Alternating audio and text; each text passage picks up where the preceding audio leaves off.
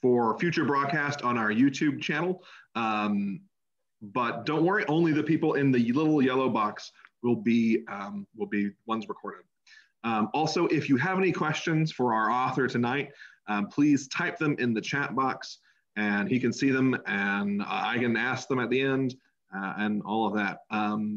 So as you get settled, it is my great pleasure tonight to introduce Theo Padnos, the author of Undercover Muslim, which explored everyday life among Westerners as they studied in Yemen's religious academies. He was held prisoner by a Syrian al-Qaeda affiliate between 2012 and 2014. A documentary film about those experiences called Theo Who Lived was released in 2016 and was a New York Times Critics Book Pick. He joins us tonight to present his new memoir about those years, Blindfold, a memoir of capture, torture, and enlightenment. The New York Times Book Review said it lays bare the human condition at its extremes. There is depravity and resilience, rage and revelation, and ultimately a triumph of the human spirit. Padnos is a thoughtful witness of a nightmarish world, an acutely observed account that is deeply moving in places. And we're lucky tonight to be joined by John Seabrook, author of most recently The Song Machine Inside the Hit Factory. He has been a contributor to The New Yorker since 1989 and became a staff writer in 1993. And please join me in welcoming John Seabrook and Theo Padnos. Thanks. Hi, everybody. Hi, everybody. Hi. Hi. Now I'm going to kind of introduce John and Theo. I feel like we could have a podcast. Maybe this could be the beginning of a beautiful podcast. I met Theo actually after he was released. So if Theo had not survived, I would never have met Theo. I guess I had that additional skin in this game. I met Theo because of the film. And I like to say I met Theo in Paris because it's true, but also because it sounds like I go to Paris a lot. But I don't. You do, because your father lives there. Anyway, we met there in 2015, I think, was it? Mm-hmm. And we went biking, I think. We kind of biked around. Yeah. And I realized what a bike nut he was. Mm-hmm. And now I really know what a bike nut he is. Mm-hmm. And we have become friends, and I've gotten to see Theo risking himself in various sports activities and understand a little bit of his risk-taking nature, and maybe also a little bit of his hard-headed nature. But I haven't really understood the nature of his suffering and ordeal until I read his book, which is really a remarkable testament to both sort of human cruelty and the capacity of all of us for cruelty, like torture, but also the capacity for survival and endurance. The story is actually remarkably uplifting in what I feel in many ways that I want to explore tonight. You know, and I guess my other caveat there is because I didn't know you before your experience, I don't know how it changed you. Right. So I kind of like to talk a little bit about that. But let me help the readers who haven't read the book sort of into the book by way of the beginning of the book, which is one of my favorite parts. If you had asked me for a blurb, but you didn't, I would have said it's like a monologue by Spalding Gray as staged by Samuel Beckett, because there's both a kind of there's a humor to it, which is undercut by this looming sense of what's going to happen. And as the pages go on, that sense of dread increases, and it's really a very, very good beginning of a book. But set the stage for us. Why you present yourself as this guy that is sort of like down to your last $300. You were pissed off at the mainstream media's coverage of the Middle East. You were going to have like a real story. Set the stage for us for what you're doing in Syria. I mean, we're talking about October of 2012, and as my mom can testify, as anybody who knows me can testify, my career as a journalist was not prospering, and I was desperate. I felt that I could do this job well, and that I understood Syria, and I understood some of the reasons why these people were beginning to kill each other, and that I could write about this in an intelligent and informative way. And I felt that the other people who were practicing this profession in Syria, the journalists, I just felt that they had a superficial take on matters, and that if only I could get across the border and actually do a little bit of reporting, interview this guy, interview that guy, I would make everything plain to the reading public in America. But I just needed to get across and live for a few days inside Syria. Of course, my issue at the time was I had had so little career success, and I kept on, like selling my property and asking mom for money, and I was at I really had only $300 left in my. You were down and out. Well, George Orwell is kind of a model here in a certain way, right? You were thinking about some of George Orwell's. Yes, down and out in Paris and London a little bit. You were down and out in Damascus. Except I was in Antakya, Syria, which is right on the Antakya, Turkey, which is right on the Syrian border. And anyway, I mean, I was staying in this hotel that cost $10 a night. And it was like, after a while, I was like, $10? I can't afford $10. That's ridiculous. So I met this other nice character who said, hey, listen, you can come stay in my place. Turned out he hadn't paid the rent for like months. As soon as I got there, the landlord came and he goes, pay the rent for the past month and pay the next month's rent. So then that subtracted like what cash I had left. And I was really looking at a voyage into Syria on $100. I wanted to make this clear in the book because, the economics of reporting is an interesting issue. In fact, it does require some cash, and you like to have a support structure. And a support structure. And particularly if something goes wrong. Particularly if something goes wrong. And all the professional journalists have this. And I told myself, listen, those professional journalists, they're at a huge disadvantage with this huge support structure because they can't make up decisions on the fly and decide to go with this group or that group. They have to consult the security professionals back in New York. Right. So they can be safe. So they can be safe. Anyway, no, I mean, in the beginning of the book, I discuss the many ominous signs that appeared on the horizon for me that I saw well enough, but didn't interpret correctly. Now, this sets the context in terms of journalists being kidnapped.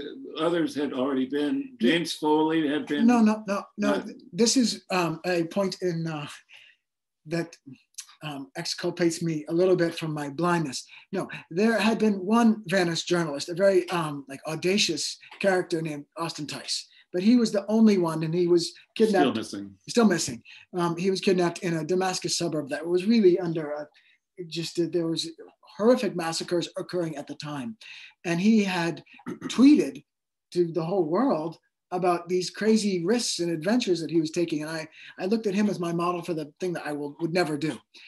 Because he wanted to go and photograph the dangerous places and talk to the dangerous people. And I was going to explore like the deep cultural and religious background of this war by talking to people who were observers like me, but far from the actual violence. Austin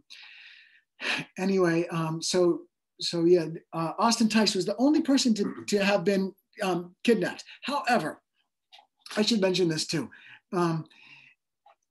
There were two journalists. One was Marie Colvin, remember her, and another a French journalist named Rémi something or other, who were killed in Homs in the spring. I went in the fall. They were killed in the spring under disputed circumstances. It could have been the regime. It could have been the rebels. We don't still know.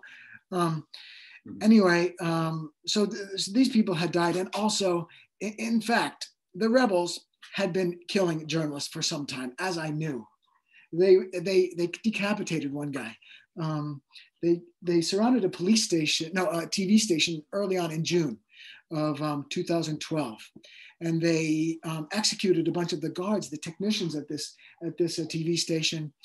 And they kidnapped a whole bunch of others. And they a few days later, they took a anchorman who was like, just an anchorman, he's a nice guy. You can still see his videos on YouTube. He was famous really in Syria as a voiceover artist. He really had almost nothing to do with this war. Anyway, Jabhat al-Nusra kidnapped him, and a few days later, they cut off his head. So it was dangerous. You knew it was dangerous. I did not know that they had done this to this particular guy. What was the level when you decided to sort of go meet these people in Syria? What was the level of danger? You weren't really thinking, I'm really risking my life here. No, I wasn't, because I was talking to people in Antakya. And Antakya, they would come in and out every day. Yeah. They would come for cigarettes to Antakya. They were also coming surely for guns and bullets and all the guns that the American government was giving to the rebels. There was like a CIA operations office in Turkey at the time. Okay. So a lot of these, like the depot for the rebellion, where they supplied themselves with, drink and clothing and boots and weapons, was in Turkey. Anyway, these guys were coming in and then going back, coming in, going back, coming in, going back. What did they offer you that they were going to give you that you could get from them? My own particular, the guys who kidnapped me? Yeah. Like, how did they set it up? Yeah, this was really my era. Okay, this is the story of how I met my kidnappers. Yeah, tell us that. There was a number of candidates who presented their willingness to take me into Syria for very little money. And eventually I went with the people who said $0. I'll take you in for $0. That's always a bad sign. If people say I'll do it for free, it's like in Syria, no. Anyway, in fact, I met these people. They were very obscure about what their purpose was in Syria, what their purpose was in Turkey. And I found this obscurity interesting. And I said, gee, I'm going to investigate this and get to know these people and we'll be friends. And I will figure out what their racket is. They're either bringing in like guns or cigarettes or women, or, I didn't think they were bringing me in. I didn't think that they were bringing in me, and they meant to either kill me or trade me for ransom. Right. Yeah, that was their plan from the beginning. You were a really nice camel. The thing that they were importing into Syria was me. And I did not suspect this, like a complete idiot. But and they meant to, first of all, rob me. These were kids that were interested in iPhones and sneakers. So I suspect probably their big motivation was the iPhone. It was like You had a nice iPhone. I didn't even have a nice iPhone. When they finally picked it up out of my pocket, they're like, this is an old model, this crappy iPhone. Yeah, no, I had a bad one. Yeah, they were like, we thought you were a good journalist and you have this crappy iPhone. Anyway, but one of my favorite parts of the book is this incredible sequence when you're with them. And then you start sort of interviewing one of them, and then he says he's a terrorist, and you kind of laugh. This is before they've actually kidnapped you. You're still like hanging out with them. In my defense, no. Listen, at the time, the Syrian rebellion was composed of a number of factions. There were like the so-called moderates. They were, moderates. They were called themselves the Free Syrian Army, the FSA, Jish al-Hor in Arabic. So one guy goes, "Ana Jish al-Hor. I'm from the Free Syrian Army." And another one of these kidnappers, I go, "Well, which part of the Syrian Army?" And he named it like a brigade or a detachment. I go, "Very interesting." And another guy goes, "Oh, I'm from the radical extremists of the rebellion. I'm from Jabhat al-Nusra." And right. I didn't believe this guy. By the way, I don't think he was Jabhat al-Nusra. No, I know he wasn't. Right. He wasn't, because Jabhat al-Nusra, it still kind of exists under a different name, but they don't take just any old dirtbag off the street. No, you have to be like a person of education and some religious accomplishment. They don't care about military accomplishment, but you have to know the Quran well, and you also have to have family connections. Really, it's like it's a proper mafiosi organization. And when they take someone in, when they make a guy, they give him proper religious tests. Anyway, this guy was just a street urchin. He didn't have the religious learning. He had handcuffs. He certainly did have handcuffs, and he had a gun, and he was a burly guy. And by the way, they took a picture of me before they kidnapped me. And you're interviewing them. Yeah. But then the interview ends, and then they kidnap you. Yeah, but even before that, like as we were driving to the kidnap location, I was kidnapped, but I didn't know it. I was in the car with these guys. They had the gun, they had the handcuff, they had all the plans, and I was like, I'm on a trip with some nice young men. Right. And they were all saying like the countdown to the actual kidnapping is 60 minutes, 59, 58, 57. What did you mean, like their cell phone or something? No, they were just chatting with each other. Oh, but they were whispering with each other. They're whispering. I'm like, what the hell are they whispering about? All this whispering. I'm like, can you let me in on a joke? Here's one thing that I think we haven't established, or we should establish, that you speak Arabic. Right.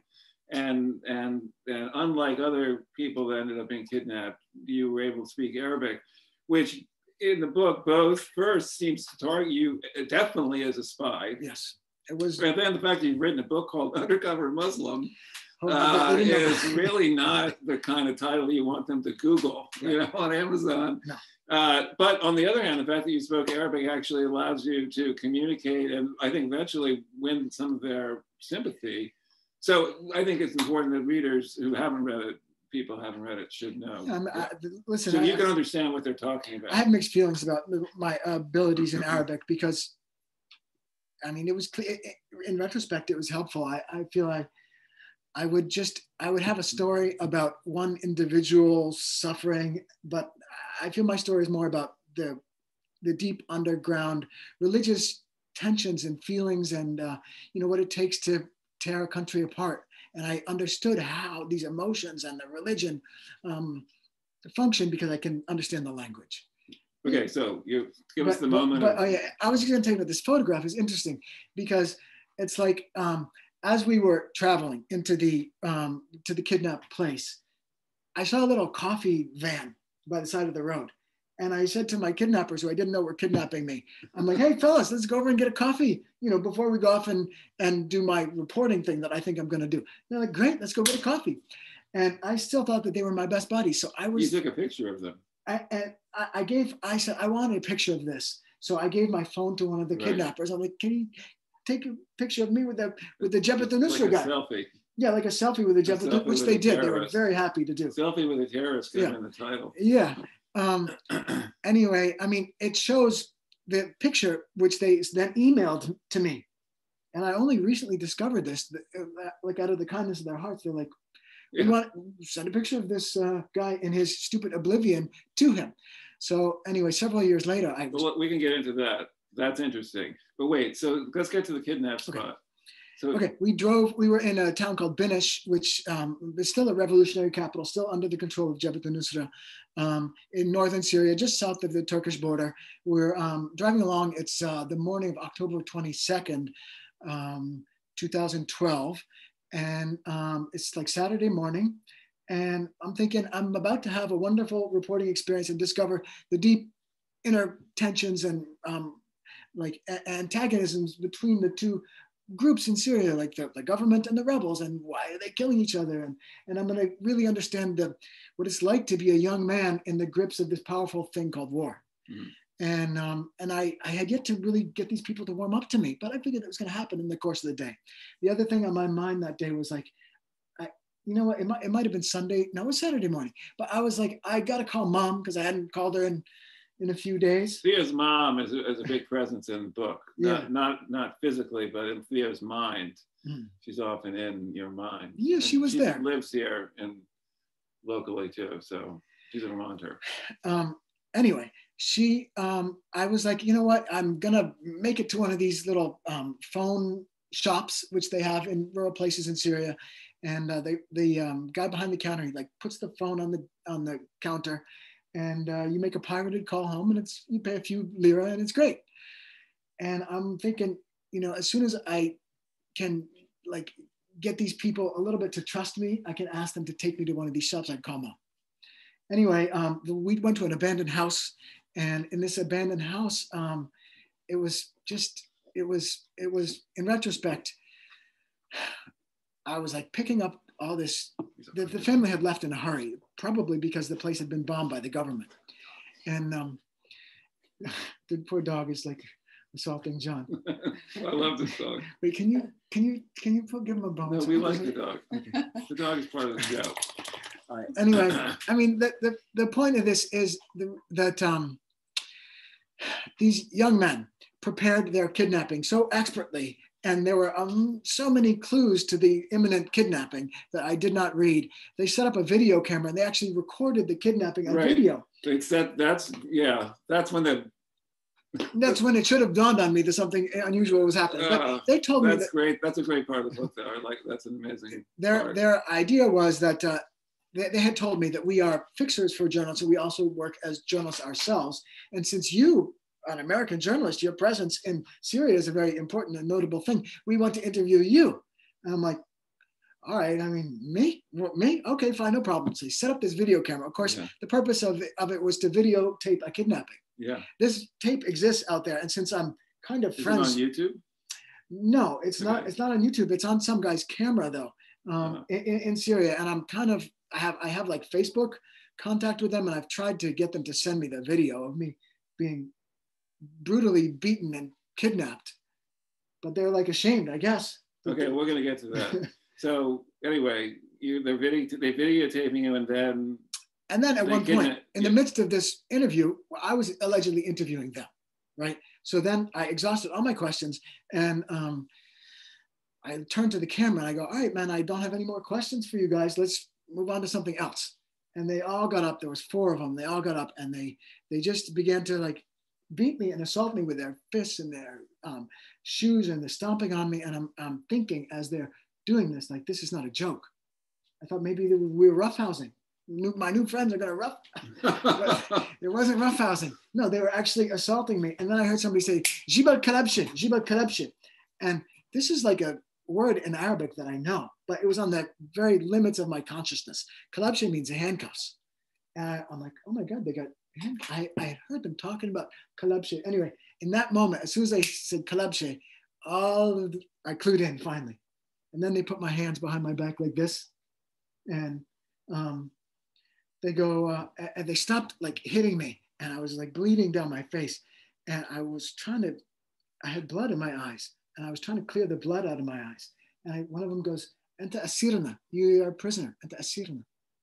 And this was another word, asir, it means prisoner, that I was like vaguely familiar with, but from TV. And I never imagined it would be in my personal life. And suddenly they're like, and then they go, give us your iPhone. You know, they took the iPhone out of my pocket and they go, this is ghanam. And there's another word that I had heard like watching terrorist videos. What does it mean, like shit? No, ghanam is the booty that the warrior, the Islamic warrior is entitled to capture. So I was giving them their goods that they rightfully entitled to. That the Quran gives them, like when they capture a prisoner of war, the Quran says that you're entitled to take certain things from him, certain quantities of cash. Yeah. And anyway, so I was giving them the ghanam, and I'm like, all of this vocabulary is new to me. And on my phone, I had a dictionary. I go, hey, listen, can you look up that? No, really? Because there's an Arabic English dictionary in there. Can you just check it out? He goes, no problem. Wait, are you at this point thinking, oh my God, yes, I am completely fucked? Or are you just not completely fucked? I'm thinking I can reverse this situation. Because these are nice, you can just talk, you can talk my way out of it. Just like small time. These are losers. And I figured, and now I got to rely on my native intelligence. These guys are boneheads. I'm not a bonehead. And I can talk my way out of it. Right.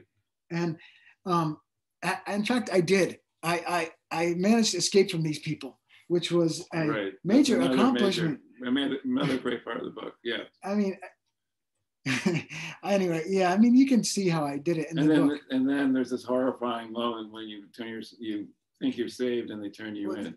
This is a function of the fact that it's like the whole countryside is in control, psychological control of Jabhat al-Nusra. Even now, this is the case. The courts are there. I stood no chance in this court. You know, I went to the judge. I said, here's my case. But it was decided long before I got there. I mean, what was the case? Whether they were entitled to kidnap you or not? Or was I a spy or not? Oh. Yeah, was I a spy? And the witnesses in an Islamic court, you have like a defendant. I didn't realize I was the defendant in this trial. You have a defendant, you have 2 witnesses for the prosecution, and then you have a judge. There are no lawyers. They don't need lawyers. Anyway, the 2 witnesses were my kidnappers. And they go, he's a spy for blah, blah, blah, for these reasons, that. And what were the reasons? Because you spoke Arabic? I spoke Arabic, I spoke Farsi, they said, and I spoke Hebrew. And I'm like, no, I didn't. Do you speak Hebrew? No, nor do I speak Farsi. Oh. They did find some Russian on my phone. So they were like, he's got all these languages, spy. And the judge was like, yeah, no problem. My trial lasted, I testified for like 5 minutes, but the other guys testified for, I don't know, an hour. So you defended yourself? You yeah, a lawyer? Pro se. I was a pro se. Wow.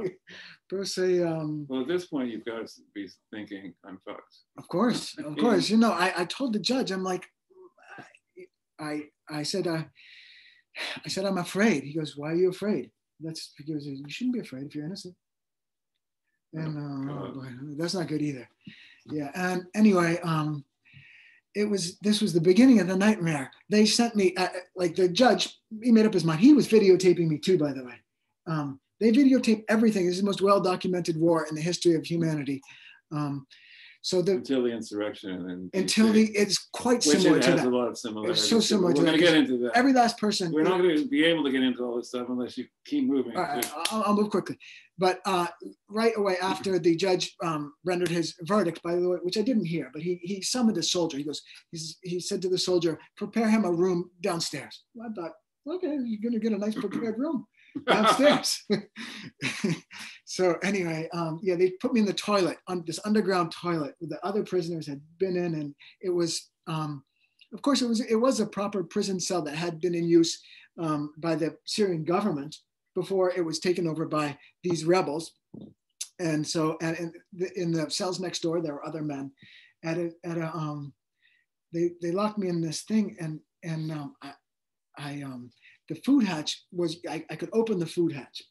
And so I did, and I put my head out. It was like on the ground level, because they treat these people like dogs. They feed you your food, they throw it on the ground. Sometimes so that's how they fed you? I didn't get any food in this particular cell, but anyway, I put my head, I got it down on all fours. I opened up the food hatch, and I looked around to my left, to my right, and to my right, there was a guy, and he looked like a nice man, like you, just kind of like you. And I said to him, I go, man, what did you do? What's your crime? He goes, nah, Shia. We're Shia. And at that point, it's like, oh my God, I'm in the Shia-Sunni rivalry. Shia. Yeah, well, I'm in the same problem as the Shia in this part of the country. And in fact, they have been brutal to the Shia. There's a tiny little Shia community up there. Many of them have been massacred since then. So at that point, you realized that you were with people that they were going to probably treat very I was in deep trouble. Harshly. I was in deep trouble, and I was frightened. But moments later, the cell door opened, and in came my kidnappers, the two witnesses in my trial against me, the guys that had originally, the people that I had escaped from the previous night. And they say, come here, you. We got you. And I'm like, I'm in deep trouble now. Now, one of these guys, by the way, he's a nice YouTuber. You can catch him. He's a journalist. He's like part of the opposition. One of your torturers is a YouTuber? One of the guys that came to pick me up in that instant. Okay. Just a sinister, wicked, horrible person. But he has a nice. He has a YouTube platform. He's a journalist. No, he's a proper journalist, and I'm actually friends with him on Facebook now. Okay, well then we're going to get into that. So then the book sort of descends into like the dark heart of the narrative, which is this, I don't know how many times you're tortured, and you're beaten with cables, you're shocked with car batteries, you're threatened with imminent execution repeatedly. Right. The most horrifying things that one can imagine, happen to you. Yeah, the reason why I feel it's worth discussing all of this is because they do this for a reason. And like, I'm the luckiest victim of all this shit in Syria, because most of them die. Most of them die. And if they don't die, they do not come to a beautiful house like this with beautiful friends and like a nice future. Right. They go out to they're just subject to further victimization by other horrible gangs. It could be the government. It could be some other reincarnation of Jabhat al-Nusra. It's not a stable country. And that's why everybody wants to leave, because they want the security that we have. So anyway, yes, my point is that they want you to, they put me in this like torture environment and sustained that torture environment over many months, because they wanted to transform my consciousness, my psychology, and to have me like die to the person I was, which I kind of did do, and to give up on like Theo. And I wasn't going to be Theo anymore. And I was okay with that. I'm like, fine, I just want to live. And they had a new identity for me. And they have this for everybody. And it's like their prisons, and even the society that they have invented is a society for transforming their consciousness. And they do it through terror. and through near-death experience. Everybody in Idlib right now, they have lived through so much bombing, so much near-death experience, and that they're not the people they used to be. And when you wake up from all of this, you wake up like you're supposed to wake up with a new orientation. In space, you are oriented toward the power you cannot see. And it's like, God, what made me come through? You're supposed to say, God saved me. And I thank God. And people do thank God. And did you? No. This is the other part. You didn't convert to Islam. Nor to Christianity, nor to anything. And religion doesn't seem to be the thing that kept you sane, or that you prayed to. I think you have a spiritual experience. You have a spiritual experience, perhaps, when you connect more deeply to the people around you and to the community that you live in, and to the things you cannot see in life. That is a religious experience. You acknowledge there's powers that are much, much greater than you, and you're interested and you want to explore and you want to connect with these things. And you develop a ritual to do this. And that's a proper religious experience. And it happened to me. Listen, it's supposed to happen in Islam. It's supposed to happen where you say, La ilaha illallah. There is no God but God, Muhammadan Rasulullah. And then you're a Muslim, and then every day you do this over and over and over again. And when you pray with other people, you touch them. And that's your connection.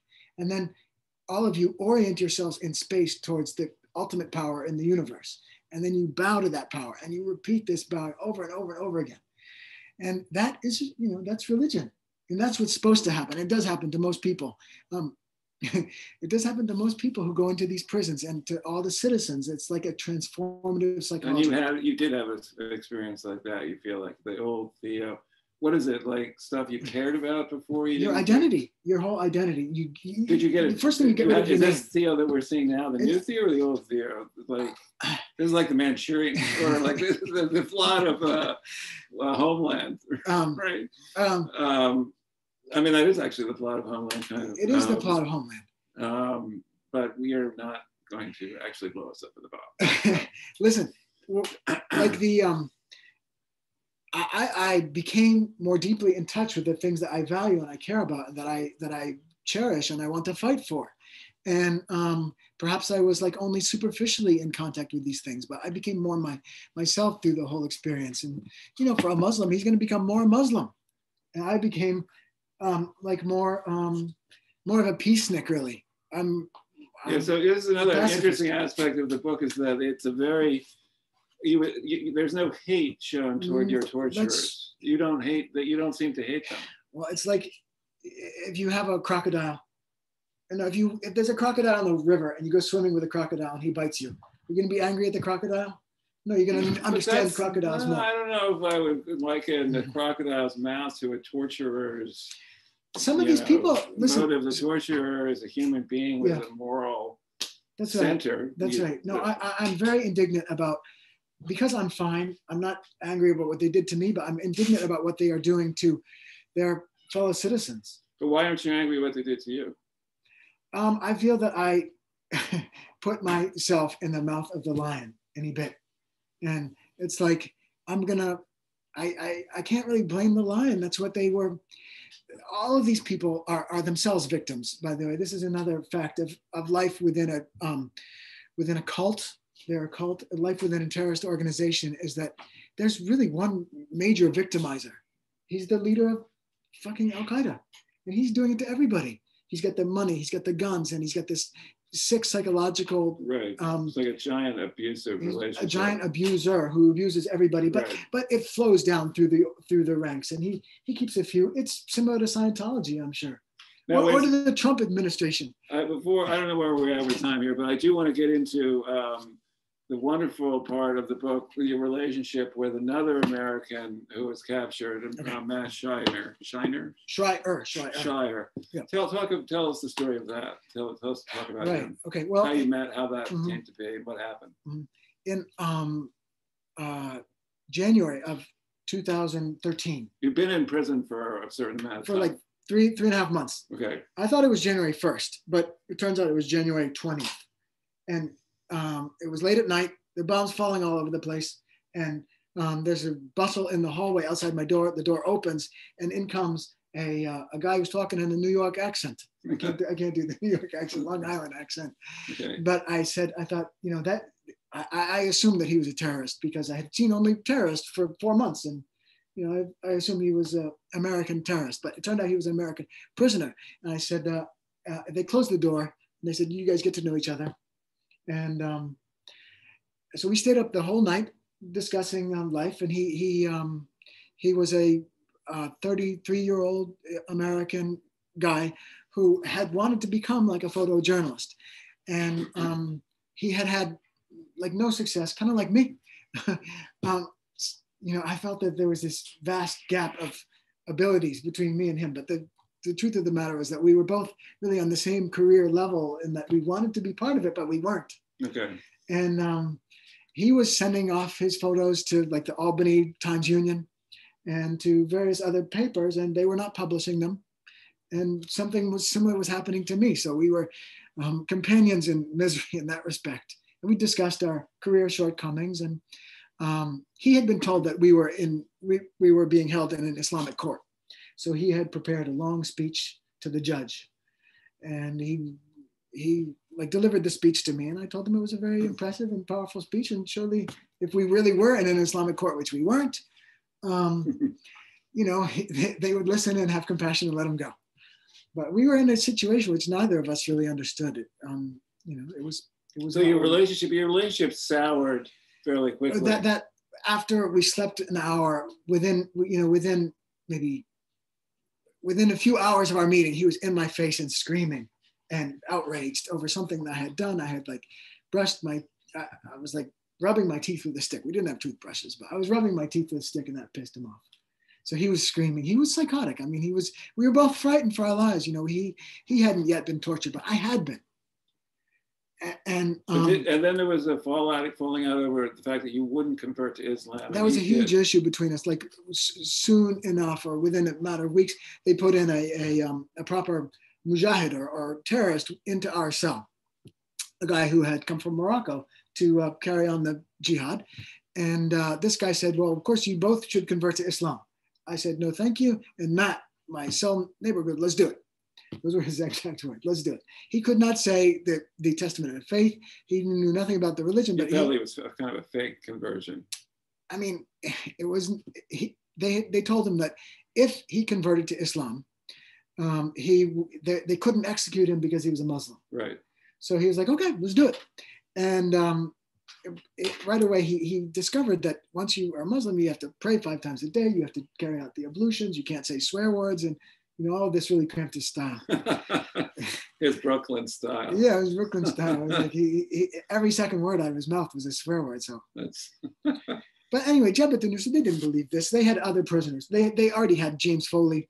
They had James Foley and another guy, John Cantley, perhaps in rooms down the hall. But this was at the time ISIS and Jabhat al-Nusra were like one family, and so they had other Western prisoners, and these guys were all converting to Islam.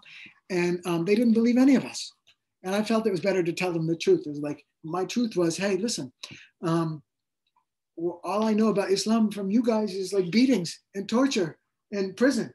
Take me to a mosque. Attempting to rationalize, I guess. They were fine with that. They were like, no, this isn't Islam. This is punishment. But yes, you should learn here. But I wasn't allowed to, it was like a catch-22. If you're going to learn about Islam, you need to study the Quran. But because I was an unbeliever to them, Jabhat al-Nusra, I wasn't allowed to touch the sacred book. Before I could touch it, I had to convert. Right. So but at a certain point, you and Matt hatched an escape plan, and how were you going to get out again? Right. Well, in a different facility, we noticed that one of the windows had a kind of a grill, it was a grill. Instead of bars, and the spokes within this grill could be bent and manipulated such that we could tear down the whole grill. And so we worked at this thing very conscientiously for about 10 days in July of 2013. And finally, we really did tear down this grill until it was like about the window was about the size of a shoebox. It was like, this, like this. So it was just big enough where you could kind of wiggle your way through. But you really needed to be pushed. And we did one dress rehearsal and Matt got stuck halfway through. I had to pull him back in. But the second time we tried this, he was able to get out and get away. and he was supposed to bring me along, like pull me out as I had pushed him out. But I don't blame him for this, by the way. It was a wartime situation in which there were probably snipers on the rooftops. We didn't know. We heard the snipers. Okay. But there were bombs. There was like terrorists everywhere. There were the government airplanes, and there was Jabhat al-Nusra snipers and government snipers. We didn't know. We were panicked. Right. So this guy, he was supposed to hang around and do like the, you know, what you would do if you were a military hero of some kind. Pull you through. Pull me through and have this sang-froid. If you were Dwayne "The Rock" Johnson. If you were Dwayne "The Rock" Johnson, you would have done it. But he didn't do it. He ran away. And so he ran away and left you stuck in the. Right. Yeah. Yeah. And then the next morning the guards came, but he wasn't there. No, that evening, the guards came and they go, where's the other one? I go, oh, he left. Yeah, he left. Yeah, and I whatever. No, they were very angry and indignant, and there was a long episode of punishment after that. Right, you were beaten and tortured. And... Yeah, I mean, they transferred me to a new facility because they figured I was a horrible escape risk. So now they had like, you know, double handcuffs, and I was handcuffed behind my back, and there was guards like outside my door 24/7. They really figured that I was a CIA crack escape artist. Yeah, so anyway, so that he gets away, and he is in fact gets to Turkey and freedom. I never saw him again. And you never saw him again. Riddance. Goodbye. But he wrote. I think he also wrote about. He has written a book. Yes. Yes. Which bits of which I had to read for the legal review of my own book. It's not much of a work of art, in my opinion, personal opinion. But go ahead, read. Okay, so anyway, so now you didn't escape, but you eventually stopped getting tortured. Let's sort of get toward the end and how you got out, because we do want to leave some time for questions. Right. So how did the whole denouement go down? And okay, well, meanwhile, your mother, I think we should actually shout out Nancy Curtis, everybody, was meanwhile, while this guy was sitting in jail, she was actually busting her ass, going everywhere and talking up the US government as, you know, we don't need to necessarily get into this, but they refused to negotiate. And so, but they wanted a ransom paid, and then James Foley got beheaded. And so anyway, how did it go down? What I understand about my release is this. In the first place, my cousin Viva and mom. Yes, and your cousin was also. Yeah, Viva and another cousin named Betsy Sullivan. The three of them were the 3 or 4. Mom were the 3 or 4. She's on mute. She's on mute. Okay. Oh, Amy Rosenthal. Okay. So there she is. Yeah. I can see. Anyway, we have a group of female cousins and one female FBI agent, and all these women were trying to rescue me from the horrible men that had kidnapped me. And in fact, they succeeded with the help of the Qatari ambassador to the UN, and also Samantha Power, who helped my mom get in touch with the Qatari ambassador to the UN. Basically, I believe, I don't have any proof of this, but I believe the US government and the Qataris from the very beginning were, no, actually I do have proof of this. This much I know. At the very beginning of the troubles in Syria, the Western governments decided that Bashar al-Assad was terrible and that the rebels were probably going to be okay. So let's give the rebels a bunch of guns and weapons and ship those into Syria, and all will be well. Well, a number of these rebels went rogue. And the US government and everybody in the world knew very well that these guys were not to be trusted, or should have known. I knew. We would never tolerate these weapons on our streets. But anyway, the US and the Qataris were giving them incredibly powerful weapons that overwhelmed the Syrian government and allowed them to take over enormous swaths of the countryside. I think eventually the Qataris had some conscience about this, like our rebels went rogue. They become ISIS. They become Jabhat al-Nusra. They're kidnapping the Americans. They're killing the Americans, and it's kind of our fault. Okay, but anyway, back to your story. Yeah, well, they said, you know what? The Qataris had some conscience about this. They said, we get tons of money. We'll pay to get Theo out. Okay. And the U.S. government was like, no. For a long time, the U.S. government was like, no, we don't pay.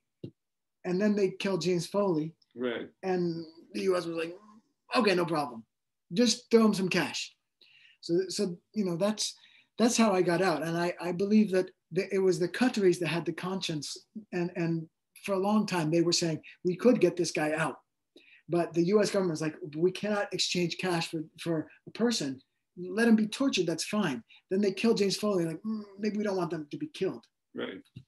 Okay, so you came out. They released you where, to Turkey or to West Germany? No. I can't remember what West Germany. No, the Qataris insisted that I be released into Israeli territory. Okay. Yeah, because they were worried about terrorists in Jordan, okay. which I so happened to be close to to at the Israel. time. That's right. Yeah. So I was released. You met when at the end of the book, you don't meet your mother. Right. And what was that about? Okay. Now I will explain this. At a certain point in the book, I discussed like what would be the dreams that I was having, that I was relinquishing, where I wanted to be, I wanted to go to Vermont, come home to Vermont. That's why we met, kind of, because you were doing the film sequence in the land that we owned there. Wasn't that part of your? Well, anyway, keep going. No. At a certain point in the book, I discussed how they made me relinquish the dreams that I have in life. Okay. One of them was to just go home to Vermont. But I was like, okay, I don't need that. And another one was that I was going to become a writer. But I was like, I don't need that shit. Who cares about this stupid writing crap? Because I felt I was dying. And in order to live, I was telling myself I had to relinquish these dreams. So I'm okay, I don't need that. I just want to live. Another one was I was going to see my mom again. But I even relinquished that. No, I don't need that. Okay. And at the end of the book, I say, I'm with my mom. I'm back in Vermont. Yeah. And I'm writing. And I want the readers to know, it's okay for me. I came through this okay. All my dreams came true. And, all your dreams came true. What about your nightmares? Did you have lingering nightmares? No, I don't have nightmares. I mean, no, not really. I mean, no, so mentally speaking. No post-traumatic stress syndrome? I don't think that, no. Or are you just like such a tough guy that you're it's not tough. It's not toughness, but I think that people process trauma in different ways. And in my case, I think what happened to me was that I had this like access of creativity and wanting to live, and wanting to explain and write and be myself. And even though I was in prison and I didn't know if I was going to survive that day, I was like, I'm alive, and I'm being myself by writing. And did writing this book help you process it? Was that writing the book that I wrote in the prison in Syria? That's a different book. Yeah, no, but was this book. Was this book in some way your way of dealing with it? I mean, it must have been. Of course, I mean, of course. Go through the whole thing again. Of course, but. And was that helpful, or was that like adding to the nightmare? No, it didn't. It didn't. Writing, as you know much better than I do, it's like a technical exercise where you're trying to make the pieces in the jigsaw puzzle fit together. Yeah, that's actually how I metaphorize it often. Yeah. Okay. Jigsaws. So I love jigsaws, there you are playing with your jigsaw puzzle, and you're not thinking about my trauma that happened a long time ago. You're like, how am I going to fit that piece into that piece? That was what my experience. So that can be a good thing. Of course. It helps you give order to the chaos. Exactly. Yeah, no, it was satisfying in that way. I'm not sure it was restorative or it didn't get me over the PTSD. But listen, one thing that did help me was I had no orientation in the beginning in space or time. I didn't know who the people were. I didn't know what they wanted with me. I didn't know what they were going to do to me. So anyway. Okay, we have some questions. Let's take some questions. So well, this has been so fascinating. And please, if you have any questions, do type them in. But let's to get things started off. Theo, you mentioned a few times that you've been in touch with some of these people on Facebook. Can you tell us a little bit more about that? Well, one of these guys was killed, apparently. The guy that I call Abu Osama in the book. No, that was what he called himself. This guy, the government killed him with a bomb, apparently, according to his cousin. But there are other people in that family. It's a huge family in Binish or that area that I'm in touch with, and one of them was involved in the kidnapping. And the U.S. government would like to bring these guys to justice, but they can't get over there and go kidnap them and bring them back. So, but yeah, listen, there's a lot of, there are still people that that I was in prison with that have disappeared. We would like these kidnappers to give us information about them. Yeah, they're still victims. Their families are still looking for their victims. They're like, what did you do with my kid? So we would like these kidnappers that I'm in touch with to help find the people that are still missing. But of course, they won't do that. They're terrorists. But you're Facebook friends, nonetheless. Listen, I want to be Facebook friends with them so that they help us. You know, they're not talking to anybody, but our hope of recovering the vanished people lies in our connections that we have with them.